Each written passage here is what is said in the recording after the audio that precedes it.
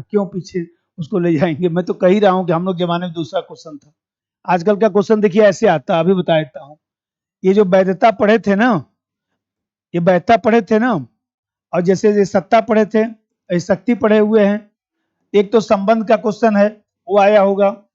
या तो क्वेश्चन आता है डिफरेंस का। डिफरेंस का मतलब कि वैधता और सत्ता में क्या अंतर है, सत्ता और शक्ति में क्या अंतर है, वैधता और शक्ति में क्या अंतर है। या तो प्राधान्य और वैधता में क्या अंतर है, प्राधान्य और शक्ति में क्या अंतर है, प्राधान्य और सत्ता में क्या अंतर है। आया होगा क्वेश्चन 100%। मैं तो बोल ही रहा हूं, वो सब अभी करा देता हूं, जैसे जल्दी से इसको बता दें। तो यही तो है औचित्य, यही तो तीनों संबंध बताने जा रहा हूं। ऐसे क्वेश्चन आता है। अब इसमें मैं बता रहा था शक्ति, सत्ता तथा वैधता में संबंध। शक्ति, सत्ता तथा वैधता में संबंध। तो पहले जो एक भूमिका लिखेंगे, फिर इसके बाद जो है संबंधों की व्याख्या करेंगे, संबंधों की व्याख्या, और फिर इसके बाद एक इसका मूल्यांकन होगा। बस इसमें आलोचना उससे कुछ नहीं चलेगा।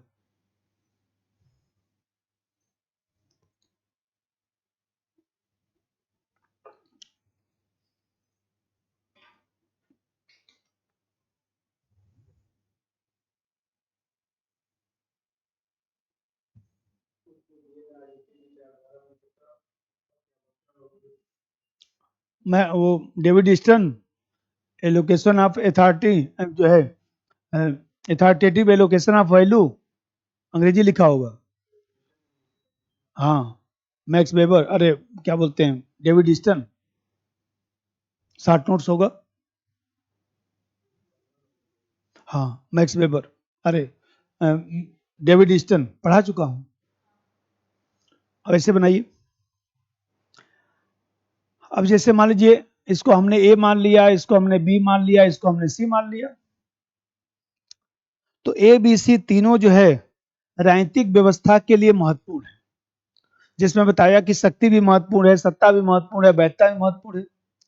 ये तीनों चीजें जो हैं एक प्रकार से कह सकते हैं कि सत्ता मतलब कि राजनीतिक व्यवस्था के लिए अनिवार्य अवधारणाएं हैं। एक के अभाव में राजनीतिक व्यवस्था का निर्माण नहीं किया जा सकता है। कोई भी एक हटाकर राजनीतिक व्यवस्था बन ही नहीं सकता है। ये बताइए, बार बार बताता हूं कि सत्ता बराबर क्या होता है, तो सत्ता बराबर शक्ति प्लस वैधता। तो आप देख रहे हैं कोई भी हटाएंगे तो व्यवस्था चल ही नहीं सकता है। यदि हटाकर व्यवस्था चलाने का प्रयास करेंगे, मान लीजिए कोई चीज हटाकर व्यवस्था चलाने का प्रयास करेंगे, तो कार्यकुशलता प्रभावित हो जाएगी या अराजक स्थिति उत्पन्न हो जाएगा। भाई बताइए कि शक्ति की भी जरूरत होती है। जो अधिकारी बोलता है नहीं मानेंगे तो मना दूंगा, बोलता है ना, तो नहीं मानेंगे तो मना दूंगा, तो किस चीज का प्रयोग करेगा, शक्ति। अब वैधता जनता की सहमति है, जनता की सहमति है हमारे पास। और सत्ता का मतलब कानून और संविधान द्वारा हमको सत्ता मिला है।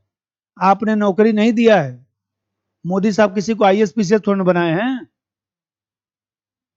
व्यक्ति अपने जो है मेहनत से बना है ना। जो संविधान में लिखा गया है उसके अनुसार हमने परीक्षा पास किया है, तब हम सत्ता का प्रयोग कर रहे हैं। किसी ने हमको गिफ्ट नहीं दिया है नौकरी। वैधता के बिना शक्ति यदि होगा तो फिर वो जो है शक्ति जो है वो देखा जाए तो उसका सही से प्रभाव नहीं आएगा ना। बताइए, उस दिन बता रहा था कि नहीं, ये जाकर मुखिया कहें कि सब दुकानें बंद कर दीजिए 2 दिन के लिए, क्योंकि हम आने वाले समय में हम एसीपी बनेंगे। कोई मानेगा? और 2 साल बाद जब मान लीजिए एसीपी बन के आएंगे तो देखिए सब लोग मान जाएंगे। वही आप व्यक्ति हैं। क्यों? क्योंकि आपके पास क्या है, वैधता, जनता की सहमति। पहले भूमिका लिखिए। एबीसी तीनों राजनीतिक व्यवस्था के लिए महत्वपूर्ण है। एबीसी तीनों राजनीतिक व्यवस्था के लिए महत्वपूर्ण है एवं अनिवार्य अवधारणाएं हैं, एवं अनिवार्य अवधारणाएं हैं।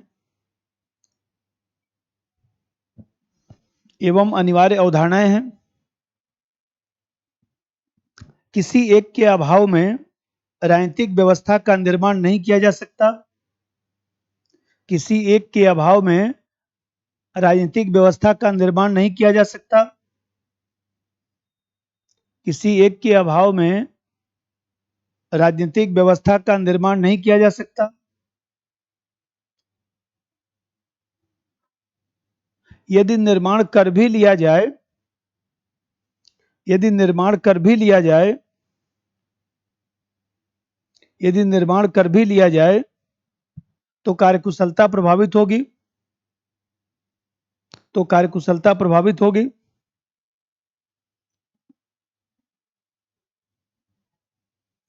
या अराजकता को बढ़ावा मिल सकता है, या अराजकता को बढ़ावा मिल सकता है, या अराजकता को बढ़ावा मिल सकता है,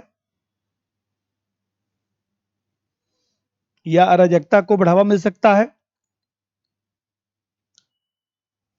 इस तरह तीनों का अस्तित्व भले ही अलग अलग है, तीनों का अस्तित्व भले ही अलग अलग है,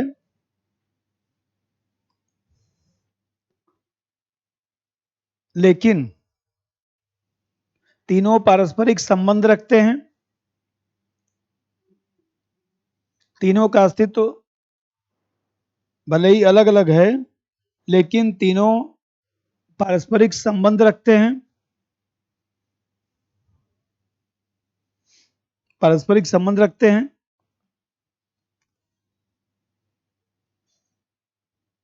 अब एक एक समझिए।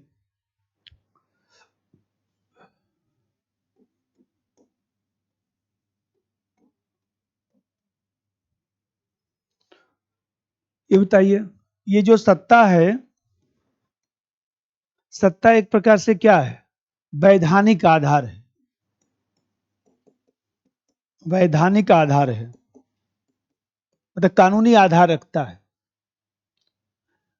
ये जो शक्ति है, शक्ति जो है भौतिक आधार रखता है, शक्ति जो है भौतिक आधार रखता है। और जो वैधता है, वैधता जो है नैतिक आधार रखता है, वैधता जो है नैतिक आधार रखता है। भाई जनता की सहमति मतलब क्या? नैतिकता। जनता की सहमति का मतलब नैतिकता।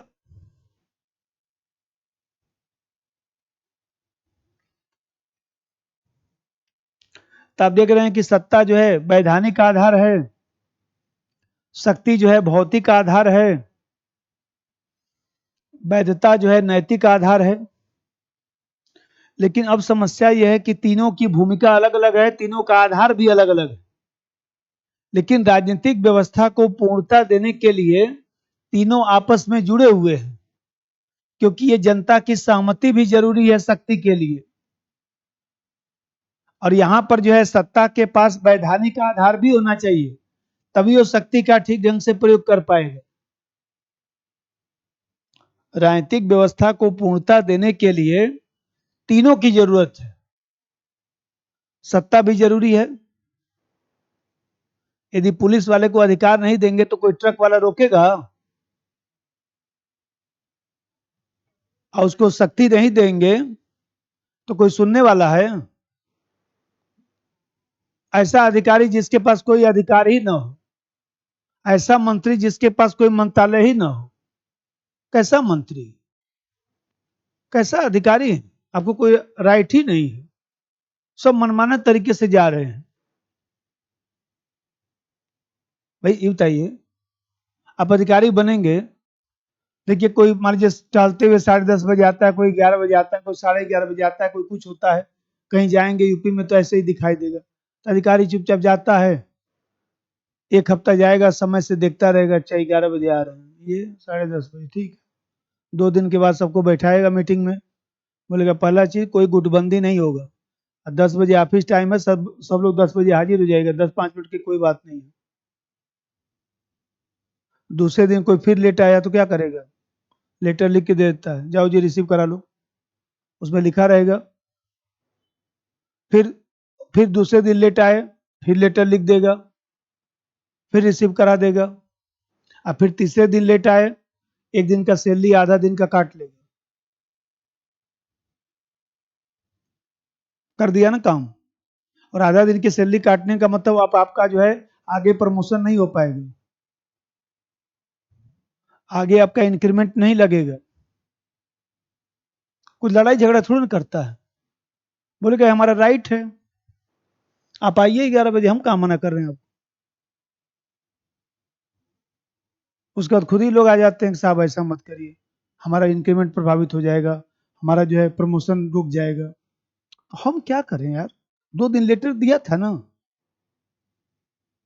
सब लोग देखिए फिर 10 बजे हाजिर हो जाते हैं, फिर अपने 11 बजे आना शुरू कर देता है। तो मान लीजिए हमें कहते हैं, उसको पूछने वाला तो बड़ा अधिकारी है ना, ऑफिस के लोग थोड़ा फोन के पूछेंगे साहब कितने बजे आएंगे।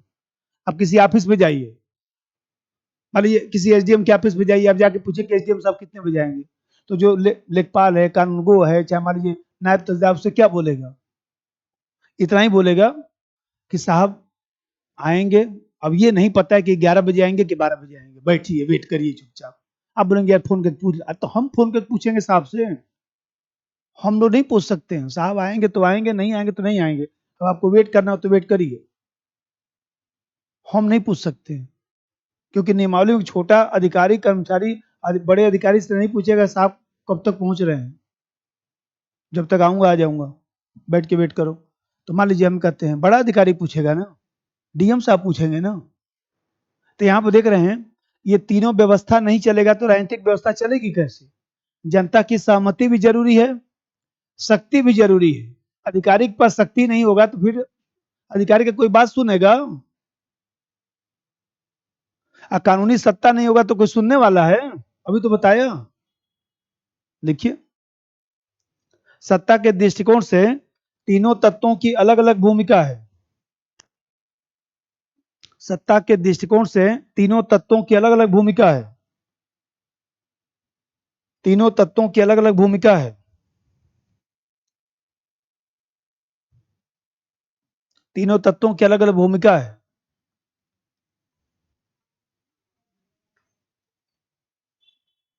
सत्ता वैधानिक आधार रखता है। सत्ता वैधानिक आधार रखता है। शक्ति भौतिक आधार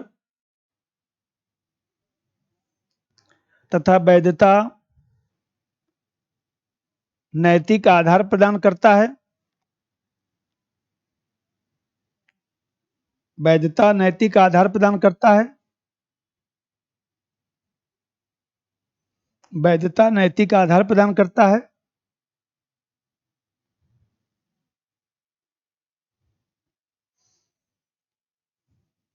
लेकिन राजनीतिक व्यवस्था को पूर्णता देने के लिए, राजनीतिक व्यवस्था को पूर्णता देने के लिए तीनों अनुपूरक हैं। तीनों अनुपूरक हैं।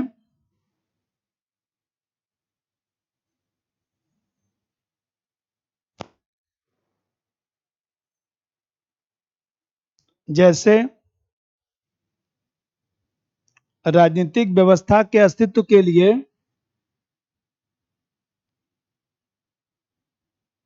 जैसे राजनीतिक व्यवस्था के अस्तित्व के लिए राजनीतिक व्यवस्था के अस्तित्व के लिए भौतिक शक्ति के साथ वैधानिक तथा जन सहमति आवश्यक होती है।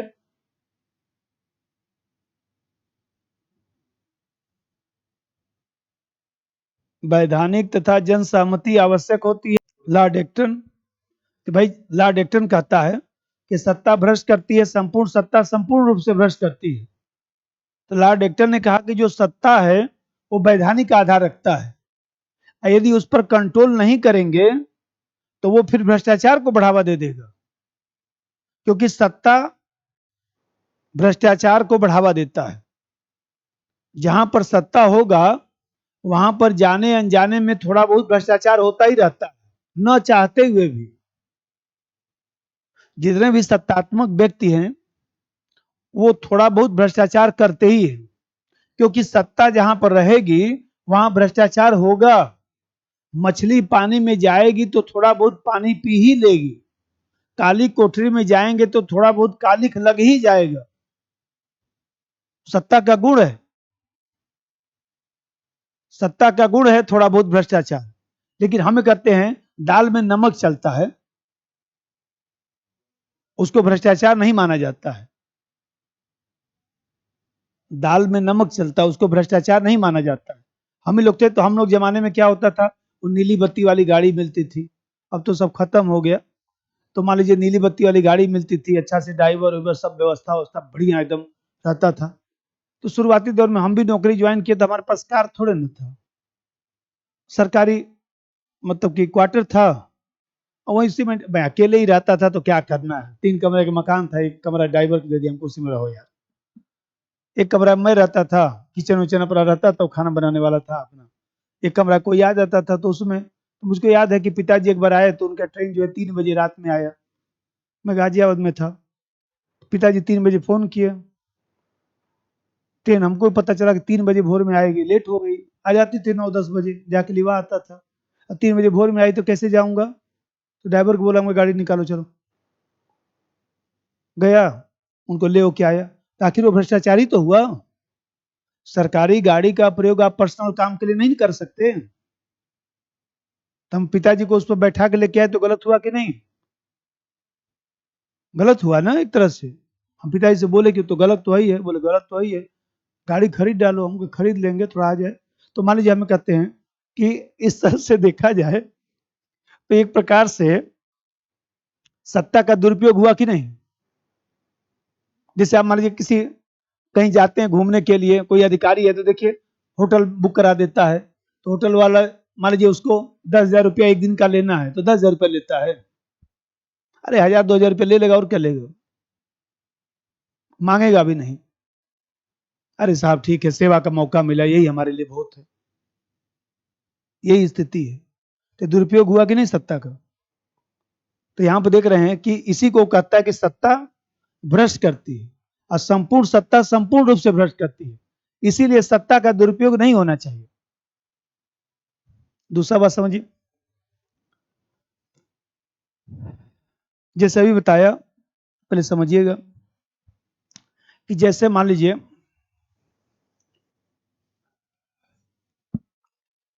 ये सत्ता है, ये शक्ति है, और ये वैधता है।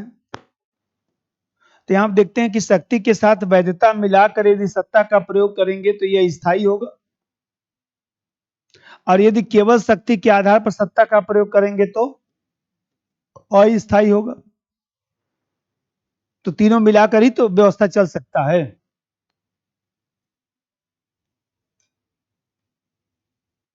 लिख दीजिए, शक्ति और वैधता दोनों ही सत्ता को स्थायित्व देते हैं। शक्ति और वैधता दोनों ही सत्ता को स्थायित्व देते हैं। शक्ति और वैधता दोनों ही सत्ता को स्थायित्व देते हैं।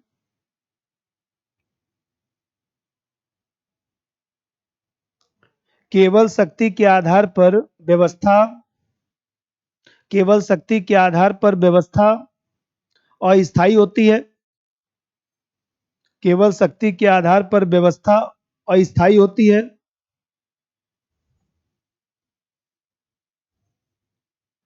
केवल शक्ति के आधार पर व्यवस्था ब्रैकेट में सत्ता ब्रैकेट बंद अस्थायी होती है, जो अराजकता को बढ़ावा देती है।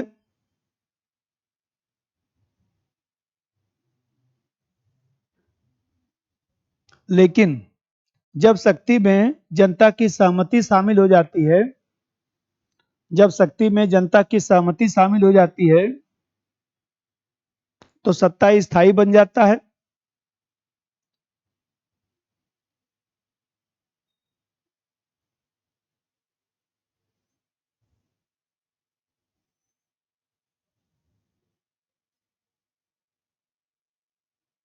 जब शक्ति में जनता की सहमति शामिल हो जाती है तो सत्ता स्थायी बन जाती है।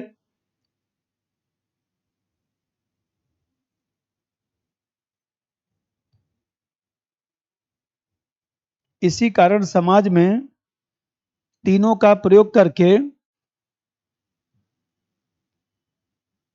व्यवस्था सुचारू पूर्वक चलाया जाता है। तीनों का प्रयोग करके व्यवस्था सुचारू पूर्वक चलाया जाता है।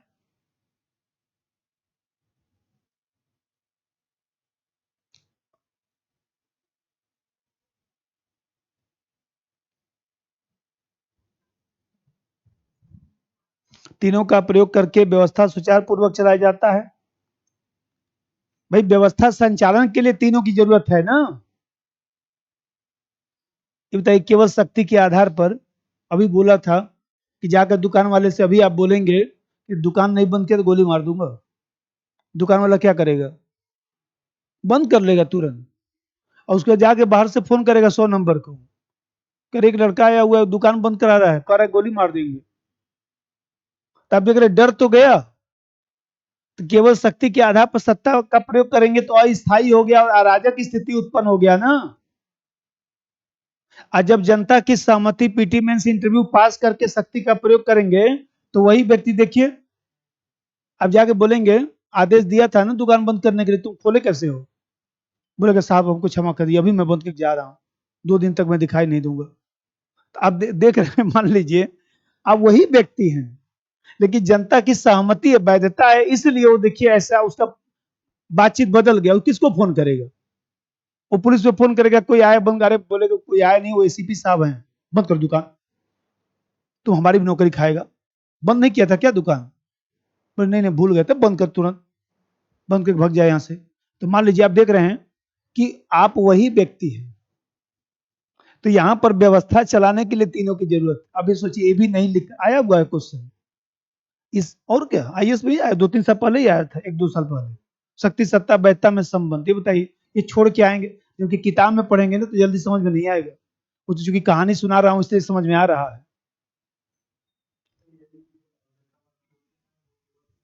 कि वो शक्ति का प्रयोग करते हैं, उसमें वैधता नहीं होती है। इसीलिए कोई जो है, मान लीजिए मुशर्रफ साहब थे, तानाशाह थे, राष्ट्रपति बन गए, उन्होंने तुरंत जो है फर्जी चुनाव कराकर क्या किया? जनता की वैधता प्राप्त कर ली है। क्योंकि फर्जी चुनाव कराकर जनता की वैधता प्राप्त कर लिए तो ठीक हो गया ना, कि जनता की सहमति मिल गई कि हाँ जनता चाहती है कि मुशर्रफ साहब राष्ट्रपति रहे, भले ही फर्जी चुनाव हुआ।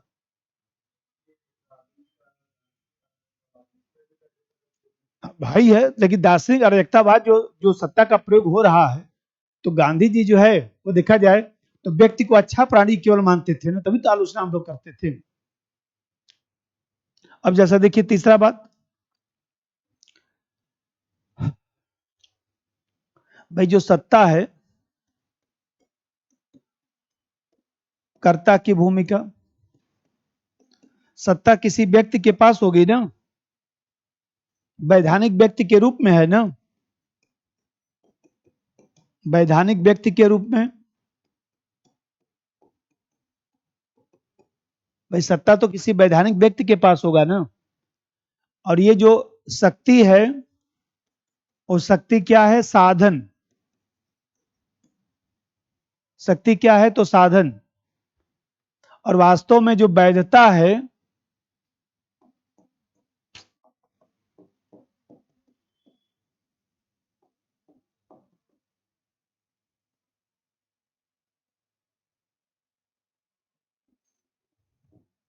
वास्तव में जो वैधता है, जनता की जो सहमति है, जनता की जो सहमति है,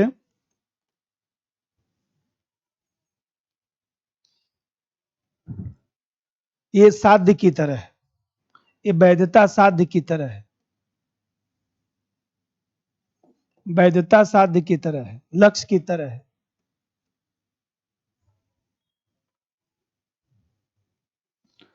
क्यों? क्योंकि जो जनता की सहमति है, जनता की इच्छा, जनता का कल्याण करना ही तो महत्वपूर्ण है।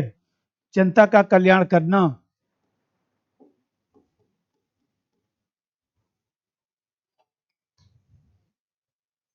भाई सब शासन प्रशासन किस लिए चल रहा है? जनता की कल्याण करने के लिए, क्योंकि जनता मालिक है और उसी जनता जो मालिक है उसकी सेवा करने के लिए प्रधानमंत्री, राष्ट्रपति सब लोग लगे हुए हैं। जितने अधिकारी हैं, प्रधानमंत्री हैं, राष्ट्रपति हैं, सब लोग देखिए जनता की सेवा में लगे हुए हैं। अब वास्तव में जनता मालिक है, चलता है भले उल्टा कि जनता ही जो है बेचारी सेवा कर रही है, ये लोग तो अपना ऐश कर रहे हैं। लेकिन कहा तो जाएगा लोकतंत्र में जनता का तंत्र, जनता का कल्याण करना, यही सब मोदी साहब अपने हिसाब से सेवा कर रहे हैं बेचारे, सुबह से उठकर अधिकारी अपने हिसाब से सेवा कर रहा है, सब लोग सेवा में लगे हुए हैं। ये बताइए कि सत्ता एक वैधानिक व्यक्ति के रूप में है और शक्ति को साधन बनाया जाता है और शक्ति को साधन बनाकर जो है जनता का कल्याण सुनिश्चित किया जाता है। जनता का कल्याण सुनिश्चित किया जाता है, इसका मतलब ये हुआ कि कुछ मूल्यों को प्राप्त किया जाता है, जैसे समानता है, अधिकार है, न्याय है। इसी मूल्य को जो है प्राप्त करने का प्रयास किया जाता है। मूल्य को प्राप्त करना, इसी मूल्य को प्राप्त करने के लिए शक्ति का भी प्रयोग होता है। ऐसी मूल्य को प्राप्त करने के लिए वैधानिक व्यक्ति बनाया जाता है कि किसी के साथ अन्याय नहीं होना चाहिए। तो यदि वेलफेयर स्टेट चलाना है, स्वतंत्रता, समानता, न्याय को प्राप्त करना है, तो फिर तीनों मिलाना ही पड़ेगा। एक वैधानिक व्यक्ति भी होना चाहिए और दूसरी तरफ जो है शक्ति भी होना चाहिए, तभी जो है जनता का कल्याण सुनिश्चित हो सकता है।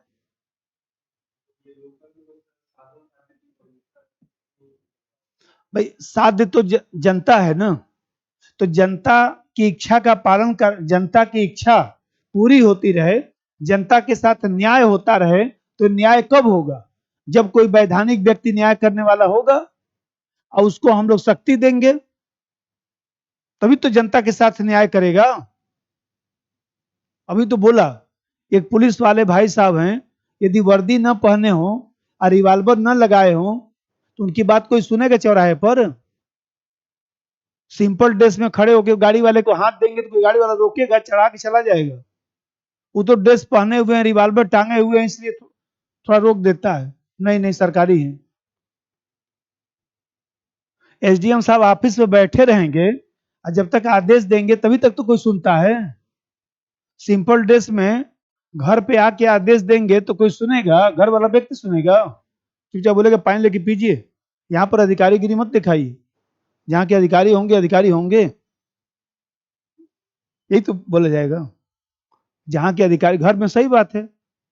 हमारे मित्र हैं सुभाष सिंह, तो ऐसे बेचारे जो है तो 1 साल बड़े, लेकिन ऐसे बातचीत होता है। तो बागपत में एडीएम है, तो ऐसे बेचारे कल फोन किए, बोले जानते थे त्रिपाठी जी, मैं भले ही अधिकारी हो गया लेकिन घर पे हमारा कोई बात सुनता नहीं, तुम्हारी भाभी भी नहीं सुनती है। अब आज आज जो है ये लोग खाना ही नहीं बना रहे हैं सुबह। तो बोले महाराज बना लेते खाना, खिचड़ी उचड़ी बना लेते, ऐसा कौन सा आफत आ गई?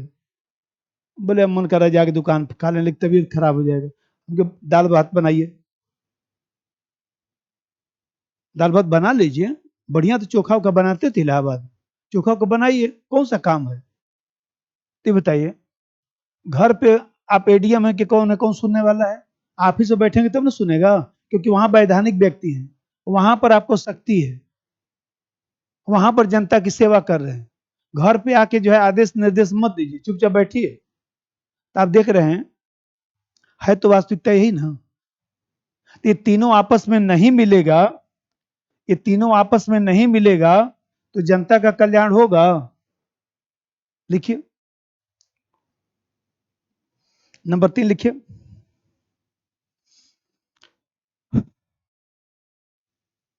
कहां से शुरू करूं? व्यवस्था संचालन में, व्यवस्था संचालन में तीनों तत्वों की भूमिका अलग अलग होती है। व्यवस्था संचालन में तीनों तत्वों की भूमिका अलग अलग होती है, लेकिन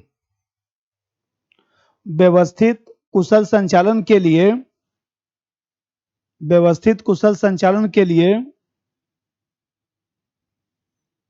व्यवस्थित कुशल संचालन के लिए तीनों आपस में पूरक हैं। व्यवस्थित कुशल संचालन के लिए तीनों आपस में पूरक हैं, क्योंकि सत्ता वैधानिक व्यक्ति के रूप में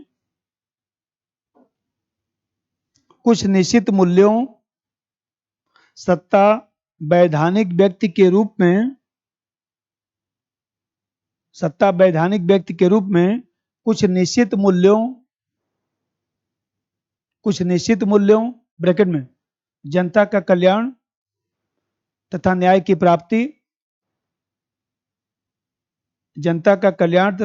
प्राप्ति ब्रैकेट बंद, कुछ निश्चित मूल्यों की प्राप्ति के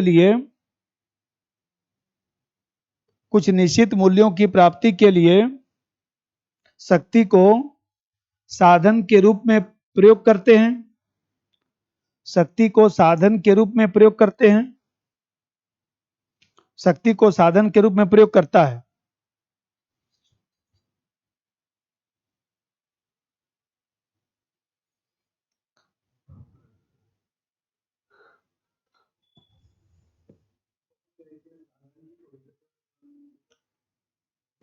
हम लोग को ये दिखाना है कि तीनों कैसे जुड़ा हुआ है,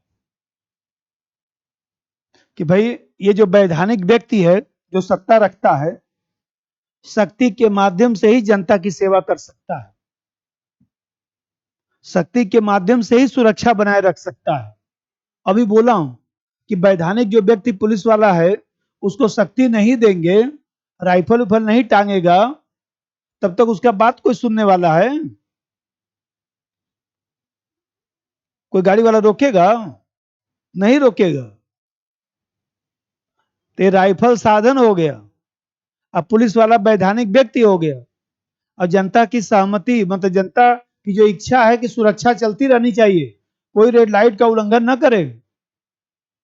देखिए अब रेड लाइट का उल्लंघन करते हैं तुरंत दौड़ कर देखिए गाड़ी आपका रुकवाता, रुकिए चाबी दीजिए, चाबी निकाल के जेब में रख लेता है, साइड लगाइए, अभी चालान काटता हूं, अभी सुधारता हूं आपको, करता है ना। ये जो कर रहा है वो ठीक कर रहा है, क्योंकि उसके पास जो शक्ति है उसी से जनता का कल्याण सुनिश्चित हो सकता है, उसी से जो है सुरक्षा हो सकती है, उसी से व्यवस्था चल सकता है, उसी से कार्यकुशलता